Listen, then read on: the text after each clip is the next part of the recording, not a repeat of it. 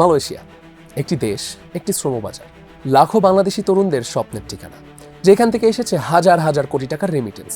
কিন্তু সেই মালয়েশিয়ার দরজা আজ প্রায় বন্ধ। প্রশ্ন হলো কেন? তার চেয়ে আরও বড় প্রশ্ন, প্রধানমন্ত্রী তারেক রহমানের মালয়েশিয়া সফর কি আবারও খুলে দিতে পারবে বাংলাদেশি শ্রমিকদের সেই বহুল কাঙ্ক্ষিত দরজা? টাইমস অফ বাংলাদেশ এক্সপ্লেইনসে সেসব প্রশ্নের উত্তর জানাতে চেষ্টা করব। সাথে আছি আমি, শাহরিয়ার মাহি।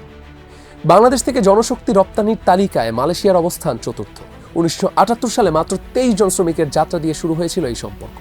এরপর ধীরে ধীরে গড়ে ওঠে এক বিশাল শ্রমবাজার। আজ পর্যন্ত 14.5 লাখেরও বেশি বাংলাদেশি কর্মী গিয়েছে দেশটিতে। কিন্তু এই গল্প শুধু সাফল্যের না, এটি বারবার খোলা এবং বারবার বন্ধ হয়ে যাওয়া একটি শ্রমবাজারের গল্প। 1992 সালে বাংলাদেশ ও মালয়েশিয়ার মধ্যে আনুষ্ঠানিক জনশক্তি নিয়োগ চুক্তি স্বাক্ষরিত হয়। এরপর দ্রুতই বাড়তে থাকে বাংলাদেশি শ্রমিকের সংখ্যা। মালয়েশিয়া হয়ে ওঠে হাজারো তরুণের স্বপ্নের গন্তব্য। কিন্তু সেই স্বপ্নের পথেই শুরু হয় সংকট। কখনো অবৈধ অভিবাসন, কখনো দালাল চক্রের দৌরত্ব, কখনো নিয়োগের সিন্ডিকেট। একের পর এক অভিযোগে বারবার বন্ধ হয়েছে এই শ্রমবাজার। 2009 সালে বিপুল সংখ্যক অবৈধ বাংলাদেশি শ্রমিক শনাক্ত হওয়ার পর মালয়েশিয়া বাংলাদেশ থেকে কর্মী নেওয়া স্থগিত করে। পরে নতুন চুক্তির মাধ্যমে 2013 সালে আবার শুরু হয় কর্মী পাঠানো। কিন্তু বেশি দিন স্থায়ী হয়নি সেই স্বস্তি। নিয়োগ প্রক্রিয়া আর সিন্ডিকেটের অভিযোগে 2018 সালে আবার বন্ধ হয়ে যায় এই শ্রমবাজার। এরপর নতুন সমঝোতা, নতুন আলোচনা, নতুন প্রতিশ্রুতি। অবশেষে 2022 সালে আবারও খুলে যায় মালয়েশিয়ার দরজা। কিন্তু পর্দার আড়ালে তখনও জমছিল নতুন সংকট।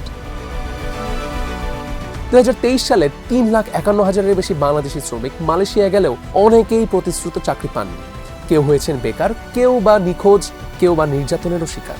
আন্তর্জাতিক গণমাধ্যম ও মানবাধিকার সংস্থাগুলোর প্রতিবেদনে উঠে আসে উদ্বেগজনক সব তথ্য। অভিযোগ রয়েছে, দুই দেশের সংঘবদ্ধ দালাল চক্র চাকরি ও উচ্চ বেতনের প্রলোভন দেখিয়ে শ্রমিকদের কাছ থেকে কয়েক গুণ বেশি অর্থ আদায় করেছে। ফলে মালয়েশিয়ার পৌঁছানোর আগেই অনেক শ্রমিক ঋণের ফাঁদে আটকা পড়েছেন। কাজ না পেয়ে অনেকেই অবৈধ হয়ে পড়েছেন, আর অবৈধ হওয়ার পর শুরু হয়েছে নতুন শোষণ। ফলে পরিস্থিতি এমন পর্যায়ে পৌঁছায় যে 2024 সালের মাঝামাঝি সময়ে আবারও বন্ধ হয়ে যায় মালয়েশিয়ার শ্রমবাজার। এমন বাস্তবতায় নতুন আশার আলো হয়ে আসে প্রধানমন্ত্রী তারেক রহমানের মালয়েশিয়া সফর। সফরে কর্মী নিয়োগ পুনরায় চালু করা, অনিয়মিত শ্রমিকদের বৈধকরণ এবং আটক বাংলাদেশিদের প্রত্যাবাসনের বিষয়গুলো আলোচনায় এসেছে। তবে এখনো হয়নি কোনো চূড়ান্ত সিদ্ধান্ত, মেলেনি নিশ্চিত কোনো সমাধান। ইতিহাস বলছে, জিয়াউর রহমানের 1979 সালের সফর এবং বেগম খালেদা জিয়ার 1993 সালের সফরের পর মালয়েশিয়ার শ্রমবাজার বাংলাদেশিদের জন্য আরও উন্মুক্ত হয়েছিল। তাহলে ইতিহাস কি আবারও নিজেকে পুনরাবৃত্তি করবে? বাংলাদেশি শ্রমিকদের জন্য কি আবার খুলবে মালয়েশিয়ার বন্ধ দরজা, নাকি লাখো মানুষের সেই অপেক্ষা আরও দীর্ঘ হবে? উত্তর লুকিয়ে আছে আগামী দিনের কূটনীতি, আলোচনার টেবিল এবং সময়ের হাতে।